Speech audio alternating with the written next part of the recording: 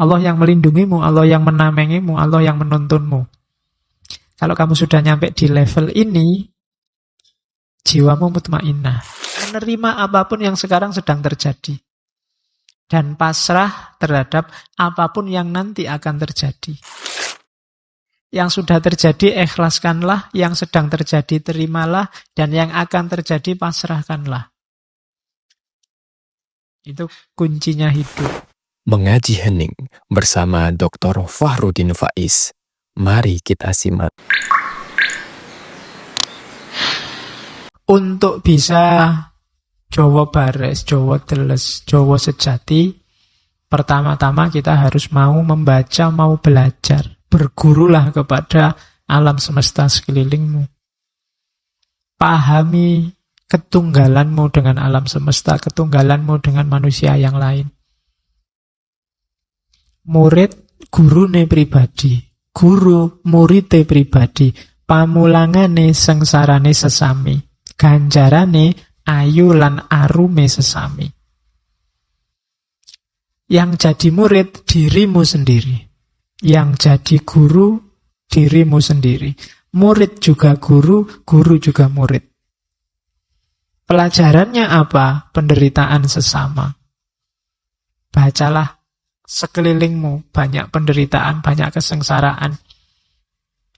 Itu harus kamu baca. Kalau kamu bisa membaca itu kan tadi ngeraosake lan nyumerapi. Tidak cuma berjarak tapi juga ikut merasakan. Maka selanjutnya akan lahir keindahan hidup bersama. Jadi yang pertama, jadilah muridnya kehidupan. Belajarlah merasa jadi bagian dari alam, bagian dari lingkungan, bagian dari rasa semua manusia. Jadikan dirimu murid sekaligus guru. Guru berarti ajari dirimu, murid berarti belajarlah dari dirimu. Kemudian baca di sekelilingmu banyak sekali penderitaan-penderitaan. Dan itu semua tugasmu, wujudkan hidup yang indah bersama yang lain. Kalimatnya luar biasa. Pengendalian diri. Dan pengenalan diri. Terus, ceritanya masih panjang. Nah, tadi kan jalannya. Belajar. Sekarang tujuannya kemana? Ngawula dateng kawulaning Gusti lan memayu hayuning urip tanpa pamrih, tanpa ajrih, jejeg mantep mawi pasrah. Sebab payung kula Gusti kula, tameng kula inggih Gusti kula. Apa sih tujuan hidup kita? Tujuan hidup kita, katanya Sosro Kartono, tujuan hidupku itu mengabdi kepada hamba Tuhan. Nah, ini, kamu kan selama ini hambanya hilang. Ini berarti apa? Ini tujuan hidup kita sebagai khalifah. Selama ini kalian bilang mengabdi itu kan selalu yang vertikal. Iya sih, kalau itu ibadah iya. Tapi ada yang lebih penting apa? Ngawula dateng kawula ni Gusti. Abdikan hidupmu untuk sesama, untuk lingkunganmu, untuk alam semesta. Jadi ngawula dateng kawulane Gusti. Tujuannya apa? Memayu hayuning urip. Hidup ini indah, ayo dibuat lebih indah lagi, jangan malah dirusak. Yang banyak dilakukan orang hari ini, hidup ini indah tapi didegradasi oleh manusia. Kita tidak memayu hayuning bawono. Seandainya ada pembagian rapot, itu mungkin ya rapotnya banyak merahnya itu manusia. Tidak menjalankan tugas sesuai yang diperintahkan. Kita tidak memayu hayuning urip. Lakukan tadi ngawula datang kawula ning Gusti lan memayu hayuning urip tanpa pamrih, tanpa takut. Tegakkan dirimu dan mantaplah. Setelah itu pasrahkan semua pada Allah. Pasrah jadi kuncinya. Kalau Allahnya hilang, susah kamu tanpa pamrih, susah kamu tidak takut, susah kamu mantap. Cara untuk bisa tanpa pamrih, tanpa takut dan mantap adalah bersandar pada Allah. Pokoknya andalkan hanya Allah saja. Sebab Payung kula Gusti kula. Yang melindungi aku adalah Tuhanku. Yang jadi perisaiku adalah Tuhanku. Katanya Sosro Kartono. Kalau kamu bisa, kamu paham kalimat ini. Cuma menghayatinya dalam hidup insya Allah belum. Ya kayak saya juga insya Allah juga belum. Kita belajar bareng-bareng. Jadi hiduplah untuk mengabdi demi alam semesta yang lebih indah. Buang semua pamrih, buang semua ketakutan. Mantapkan diri di situ. Tidak usah terlalu panjang mikir, kuncinya cuma satu, pasrahkan pada Allah. Allah yang melindungimu, Allah yang menamengimu, Allah yang menuntunmu. Kalau kamu sudah nyampe di level ini, jiwamu mutmainnah. Tidak terburu-buru oleh apa-apa lagi. Wasipun inggih menika ngupadosi padang ing peteng, seneng ing sengsara, tunggaling 1000 yuta. Wasipun itu maksudnya hidup ini ayo kita cari terang dalam kegelapan, ayo kita cari kebahagiaan dalam kesengsaraan. Contohnya berjuta-juta. Tunggaling 1000 yuta. Jadi hidup ini memang selalu ada dua aspek, ada terang, ada gelap, ada senang, ada susah. Kalau kalian hidup hanya mau terang saja dan mau senang saja, kalian akan stres. Untuk bisa hidupmu sempurna, hidupmu utuh, kalian harus bisa menemukan terang dalam gelap, menemukan bahagia dalam sengsara. Ya kalau terangnya sendiri, otomatis kalian bisa sudah menjalani. Bahagia kalian bisa menjalani. Biasanya orang tidak siap itu ketika gelap dan ketika sengsara. Tapi kalau kalian bisa menemukan terang dalam gelap dan menemukan kebahagiaan dalam kesengsaraan, hidupmu utuh bahagia. Oh, itu diomongkan gini enak ya, lancar, cuma dijalani susah. Iya. Jadi sisi gelap hidupmu apa? Coba kamu renungi, di situ ada titik-titik terangnya. Tidak ada gelap yang total gelap. Kadang-kadang kalau pakai bahasa ilmu, hikmahnya selalu saja ada. Di balik kesedihan-kesedihanmu, itu juga di situ banyak bahagia-bahagia terselip yang kamu tidak sadar. Ada enaknya, atau yang sebenarnya itu enak, tapi kamu tidak sadar bahwa itu enak. Pak, saya kuliahnya di DO, Pak. Itu kan gelap, sengsara. Loh, tapi ada terangnya itu. Alhamdulillah ya, kamu harus bersyukur loh. Sekarang tidak ada yang ngejar-ngejar lagi. Tidak diwajibkan bikin makalah. Kamu bisa bebas sesuai keinginanmu. Sudah tidak ada yang ngatur-ngatur kamu lagi. Itu kan menemukan ada titik-titik terangnya. Pak, saya sampai umur segini kok jomblo terus ya Pak, tidak ada anunya. Itu kan bagimu gelap. Loh, tidak, itu justru terang. Cuma kamu tidak bisa ketemukan terangnya di situ banyak. Itu kan sudah terang bahwa kamu tidak laku. Oke. Iya. Ya ndak, ya contohnya maksudnya ya ndak itu. Oke. Ya. Bisa lah kalian ya, kalau selama nalarmu jalan pasti kamu bisa menemukan. Kalau kamu bisa ketemu solusi ini, hidupmu bisa kayak dulu Diogenes, bisa kayak Nasruddin Hoja, ndak ada yang bikin sumpek. Semua peristiwa ketemunya tertawa dan senyum. Jadi tidak ada sisi sumpeknya hidup ini. Itu kalau kamu bisa mencari terang dalam gelap.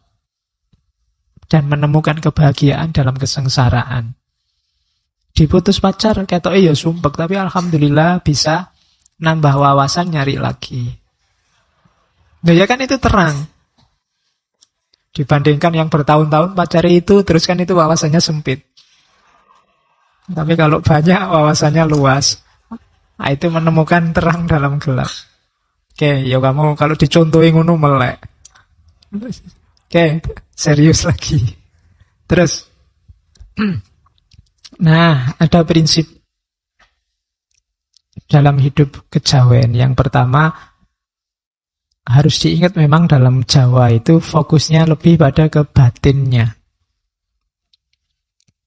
Jadi batin itu nanti wujud fisiknya adalah budi, akhlak. Maka prinsip yang paling utama adalah budi yang luhur. Jadi akhlak yang luhur. Angluhuraken bangsa kita. Tegesipun anyebar winih budi jawi. Gampilaken margining bangsa ngupaya papan panggesangan. Meluhurkan bangsa kita. Maksudnya menyebarkan benih budi Jawa. Akhlak Jawa. Akhlak Jawa itu sebenarnya ya sama saja dengan akhlak Islam. Akhlak, level batin itu sifatnya lebih universal. Sebarkan ini. Demi apa? Keluhuran bangsa. Peradaban kita akan luhur. Kalau kita akhlaknya luhur, budinya luhur, ya peradaban kita, bangsa kita akan unggul. Jadi itu jalan paling gampang. Kalau bangsa kita sudah unggul, hidup kita akan lancar. Ngupaya papan panggesangan. Jadi keluhuran sebuah bangsa kuncinya ada pada akhlaknya, ada pada budinya. Bukan pada yang lain. Mungkin secara ekonomi kita memprihatinkan, secara politik memprihatinkan, olahraga tidak menang. Nah, kuncinya memang tidak apa-apa di situ, tapi jangan kalah di satu aspek. Akhlak sebagai bangsa. Kalau akhlaknya sudah rusak, akhlaknya sudah jelek, olahraga menang, itu mungkin rasanya jadi hambar. Kayak kamu bal-balan terus ada tawuran. Tawuran itu kan cermin akhlak. Sampai ada yang tewas, itu kan menangnya sepak bola tidak ada nilainya sudah. Juara umum kok curang, itu juga tidak ada nilainya. Ekonominya luar biasa, orang kaya banyak, GDP-nya tinggi, tapi terkenal sebagai bangsa yang curang, culas, suka menyakiti bangsa lain, penjajah. Itu ya sebagai bangsa dia jatuh derajatnya. Jadi kuncinya bangsa itu ada di budi luhur, ada di akhlak. Yang pertama itu. Kunci kedua, peduli sesama. Semakin egois manusia di satu bangsa, semakin susah dia untuk maju. Jadi rasa peduli itu harus ada. Hari ini kan kita banyak saling cuek. Banyak orang menyarankan biar tidak sering-sering konflik, solusinya saling cuek. Ini bahaya malahan. Gitu loh. Solusinya bukan saling cuek, tapi saling memahami, saling mengerti. Kalau itu yang saya bawa, itu contoh bagaimana beliau Sosrokartono ini, kalau mau dia bisa jadi orang kaya, mungkin karirnya bisa cemerlang, cuma dia milih mengabdikan dirinya di dunia pengobatan alternatif. Kenapa? Dia tidak kuat melihat bangsanya banyak yang menderita. Ageng alit sami sambat lantangisipun dateng ulun memelas angrentahaken luh lan manah dan seterusnya. Bisa kalian baca. Tua muda mengadu dan menangis padaku, memelas, membuat air mataku menetes pilu. Berat, sangat berat dijadikan tempat mengadu orang banyak. Lebih berat lagi kalau keluhan mereka saya masukkan rasa dan batin. Keluar lagi air mata di hatiku, teringat umat manusia yang sedang menanggung susah dan derita. Rasanya saya tidak mampu makan, tidak mampu minum. Teringat orang yang sakit, orang kelaparan begitu banyaknya. Hilang, sirna perasaan susah yang kurasakan, memandang kesusahan orang lain. Lebur susah dan sakit diri pribadiku dalam samudra sakit dan susahnya umat manusia. Jadi ini jiwanya selalu mengeluarkan air mata melihat penderitaan orang lain. Itu yang membuat beliau sudahlah meninggalkan gemerlap dunia politik, gemerlap dunia kekayaan, kemudian menapak ke jalan spiritual, dunia pengobatan. Beliau ini dikenal kalau ngobati medianya cuma air. Hanya pakai air. Karena memang sejak awal punya kekuatan khusus tadi. Oke, sekarang intinya.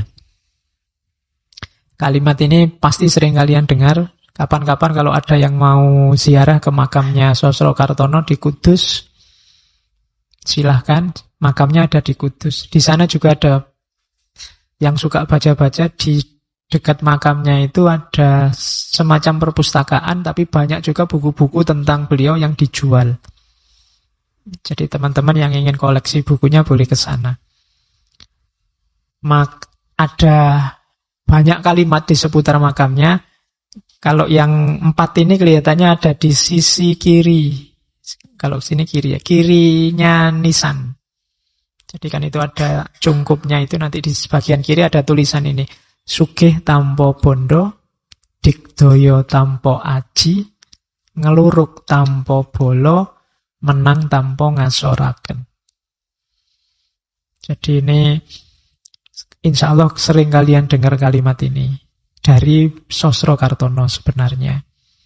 Sugih tampo bondo kalian sudah paham. Jadi kekayaan, kaya tapi tanpa ada harta yang berlimpah. Jadi kaya atau tidak itu kuncinya tidak pada barang yang kamu miliki atau sesuatu yang di luar dirimu. Kaya atau tidak itu kan tergantung pada kamu merasa cukup atau belum. Jadi tidak tergantung hartamu, tergantung mentalmu, tergantung jiwamu. Hari ini juga, detik ini juga kamu sudah boleh mengklaim diri jadi orang kaya. Tidak usah nunggu besok kalau sudah ngelamar PNS dan diterima. Jadi itu rasa kok. Oh saya sudah kaya kok Pak, saya mau apa-apa sudah cukup. Tidak harus utang-utang ke yang lain. Wong saya butuh saya sehari paling kopi sak gelas, rokok 2 batang, kemudian yang penting ada makanan apa saja masuk. Kalau tidak ada ya nebeng teman yang masak. Misalnya, saya tidak butuh sehari tidak makan, saya tidak apa-apa Pak. Misalnya, jadi saya tidak butuh apa-apa lagi dalam hidup. Itu sudah jiwa yang kaya itu. Dibandingkan yang hartanya banyak tapi masih sumpek, masih kurang ini, kurang itu, masih butuh buka cabang di sana, masih butuh kawin lagi, masih butuh enggak. Itu namanya belum kaya. Jadi untuk jadi kaya itu kamu tidak butuh bondo. Yang dibutuhkan jiwamu. Sudah selesai apa belum? Jadi itu rumus pertama. Yang kedua, digdaya tampo aji. Digdaya tampo aji itu antara lain itu. Ajinipun inggih boten sanes namung aji tekad, ilmunipun ilmu pasrah, rapalipun adiling Gusti. Jadi sakti tanpa jimat, tanpa jurus-jurus, tanpa ilmu. Kesaktiannya apa? Tekad yang kuat. Ilmunya apa? Pasrah. Mantranya apa? Rapalnya apa? Keadilan Tuhan. Tanpa harus punya jabatan, tanpa harus punya kuasa, tanpa harus punya relasi. Asal kamu percaya pada keadilan Tuhan, asal kamu bisa memasrahkan semuanya pada Allah, dan kamu yakin, mantep, tekad di jalan kebenaran, maka kamu sakti. Itu digdaya tanpa aji. Tanpa harus kamu belajar di perguruan silat, tanpa harus kamu ikut nyepi, tirakatan, macam-macam, asal kamu punya 3 jurus itu, tekad, pasrah, dan percaya akan keadilan Tuhan, maka kamu orang yang digdaya. Kamu orang yang sakti. Kamu akan bisa menghadapi apa saja. Meskipun tanpa aji. Terus yang ketiga, ngeluruk tanpa bolo. Menyerbu orang. Menyerbu musuh tanpa pasukan. Taklukkan musuhmu, serbu dia, tapi tidak usah bawa pasukan. Yang dibawa apa? Angluruk tanpa bolo, tanpa gaman, bedah tanpa perang, tanpa pedang. Ingkang kula dalaken dadi tekad pamrih nanging tekad asih. Dengan apa? Dengan cinta, kasih sayang, kepedulian. Guyur orang dengan kepedulian, dengan cinta, dengan kasih sayang. Lama-lama dia akan takluk. Itu nyambung dengan kalimat keempat, menang tanpa ngasoraken. Kamu akan menang tapi musuhmu tidak merasa terhina. Kenapa? Kamu menyerangnya tidak dengan bolo, tidak dengan pasukan, tidak dengan relasi, tidak dengan kekerasan. Tidak dengan jalur yang jelek. Kamu serang dia dengan yang baik-baik. Kamu serang dengan cinta, kamu serang dengan kasih sayang, kamu serang dengan kepedulian, kamu serang dengan kebersamaan, dengan rasa. Maka dia akan takluk, kalah, tapi tidak merasa terhina. Menang tanpa ngasoraken. Kalau ada temanmu usil terus ke kamu, balaslah dengan yang baik-baik, lama-lama dia akan kalah, nyerah. Tapi tidak merasa terhina. Tapi kalau kamu balasnya dengan kekerasan yang sama, keusilan yang sama, ya siapa yang kalah akan merasa terhina, direndahkan. Dalam hidup begitu. Pemilu hari ini perlu pakai rumus ini. Kalau perlu ngeluruk tanpa bolo, tidak perlu pasukan kampanye yang besar-besar. Gerakan kampanyenya kemana-mana pakai jurus kepedulian, cinta, kasih sayang, saling berbagi. Sehingga nanti siapapun yang kalah tidak akan terhina. Itu perlu kalian pelajari lebih dalam lagi. Kalau ini ada di makam bagian kanan kelihatannya. Sisi makam yang kanan. Jadi terima mawi pasrah, suwung pamrih tebih ajrih, langgeng tan ono susah, tan ono seneng, anteng manteng sugeng jeneng. Tuh. Terima mawi pasrah itu ikhlas dan menerima apapun yang terjadi. Kalau pakai kalimatnya Susro Kartono, ikhlas marang opo sing wis kelakon, terima opo kang dilakoni, pasrah marang opo kang bakal ono. Ikhlas pada apa yang sudah terjadi. Yang sudah terjadi ya sudahlah, tidak apa-apa. Terima opo kang dilakoni, menerima apapun yang sekarang sedang terjadi. Dan pasrah terhadap apapun yang nanti akan terjadi. Yang sudah terjadi ikhlaskanlah, yang sedang terjadi terimalah, dan yang akan terjadi pasrahkanlah. Itu kuncinya hidup. Terima, mawi, pasrah. Untuk ke sana kita butuh suwung pamrih tebih ajrih. Dua hal yang harus kita perhatikan, hati-hati, tidak boleh ada pamrih, tidak boleh ada ajrih. Ajrih itu ketakutan-ketakutan. Kenapa ada orang korupsi? Karena dia takut miskin, takut tidak bisa mungkin ngasih nafkah keluarganya sesuai yang diinginkan, takut. Ada ketakutan-ketakutan. Kenapa mahasiswa sampai ujian nyontek? Takut tidak lulus. Takut IP-nya jelek, takut DO, takut. Ketika orang takut, dia tidak akan bisa ikhlas, tidak akan bisa pasrah. Masih ada banyak ketakutan. Apalagi ada banyak pamrih. Pamrih itu ya keinginan selain Allah. Kalau ikhlas itu kan satu-satunya yang diinginkan hanya Allah. Selama masih ada pamrih dan masih ada ajrih, orang tidak bisa ikhlas mempersembahkan segalanya hanya demi Allah saja. Suwung pamrih tebih ajrih. Kalau sudah bisa dua yang atas, maka langgeng. Tan ono susah, tan ono seneng. Hidupmu akan mutmainnah, stabil. Jadi tidak susah, tidak senang. Akhirnya apa? Kalau hidup yang stabil itu anteng, manteng, sugeng, jeneng. Kalian akan tenang, fokus, sejahtera, sugeng, senang, bahagia, dan jeneng. Jeneng itu bertahta, bermartabat. Jadi kalian bisa ikhlas pasrah, kemudian tanpa pamrih, tanpa ada apapun yang ditakuti, maka akhirnya hidupmu akan stabil, mutmainnah, jelasnya hidupmu akan tenang, fokus, sejahtera, dan bermartabat. Itulah kunci hidup Jawa. Jadi tidak kemerungsung, bukan kompetisi. Bukan siapa yang lebih maju duluan. tapi tentram bareng-bareng, sejahtera bareng-bareng. Diawali dari suwung pamrih tebe ajrih. Semua dharma, semua kebaikan dijalankan tanpa ada alasan apa-apa selain bahwa itu baik dan itulah yang diinginkan oleh Allah. Itu falsafah hidupnya. Terima kasih sudah menyimak. Semoga channel Mengaji Hening bersama Dr. Fahrudin Faiz selalu bisa memberikan ilmu, motivasi, dan kebermanfaatan. Salam sehat dan bahagia.